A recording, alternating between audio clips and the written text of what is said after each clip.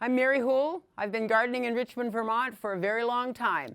I am a native to Vermont, and I'm going to talk today about drying herbs. Let's get started. Just a reminder, we are a solid Zone 4 here in Chittenden County where I live, but most of Vermont is a Zone 4 for all your gardening first and last frost information when you look at the back of a seed packet or if you look in a seed catalog. That's information that you need to have. So one of the reasons you're drying herbs is because as you grow them, you're going to have an abundance, as evidenced by what I have here. I think this is the only one that I purchased, and this is just because I ran out of it to show you what to do today. But I have oregano that has dried here, and this has a lot of useful parts to it. I don't use the stems, but I use the flower heads and certainly all the leaves. Tarragon is something that I harvested in August. This, I make sure to label it too. It was fully dry when I put it in there.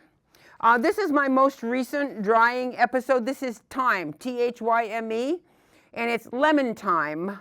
Lemon thyme? Yeah, lemon thyme. And now that it's dry, I will be either putting it in a glass container or putting it into a plastic container, but I will extract all the air. Air and moisture tend to be the things that degrade what you've done all your hard work to preserve. Another great drying candidate is the tops of onions. These are the chive tops. They're pink, and when they dry, you can shake off the flower buds. The flower buds are edible, but in the bottom here, you'll see some black seeds. They look like very, very large grains of pepper.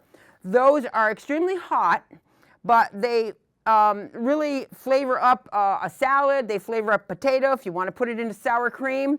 And I've seen it. I was at a wedding where they used fresh thyme and chive tops, which were just bright, bright pink, on top of the butter trays, which was quite pretty.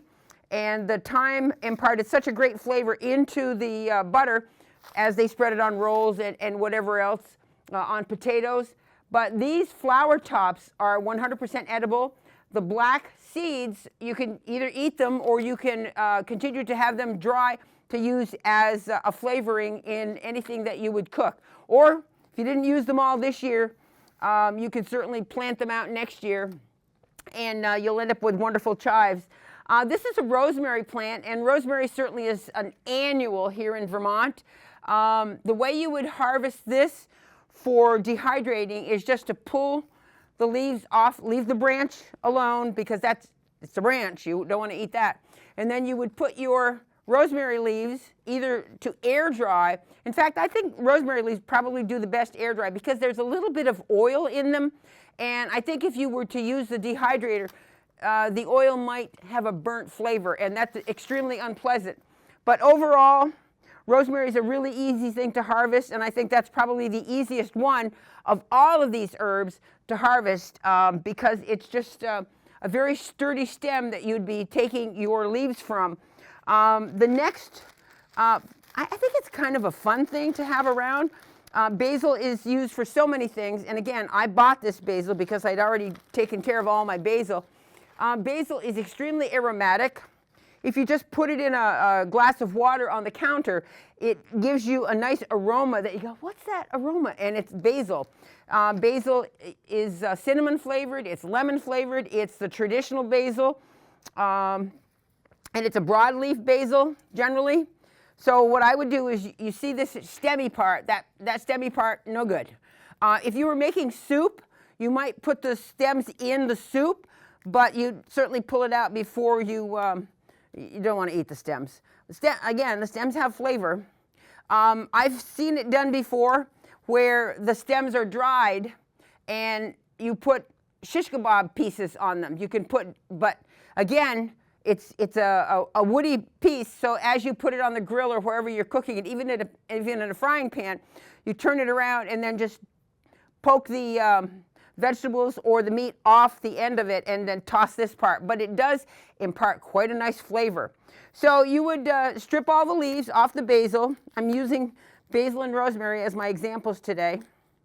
Strip all the leaves off. This is my Excalibur dehydrator. It has 9 trays. You set the herbs on the tray. It's a mesh screen. It's food grade. It comes with a dehydrator. And again, Excalibur, mine's a 9 shelf, and you just slide it like trays in the oven. You just slide it in, and then there's a door that goes on. You turn up the heat according to the guide that's on the Excalibur. It tells you what the heat should be and what your expected drying time. An herb such as basil isn't going to take very long.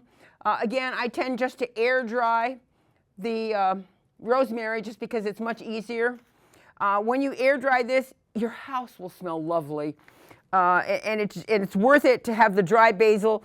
A basil plant will give you, I think, at least a quart of dried basil. And typically I plant a row of basil, so there's basil to give to the neighbors.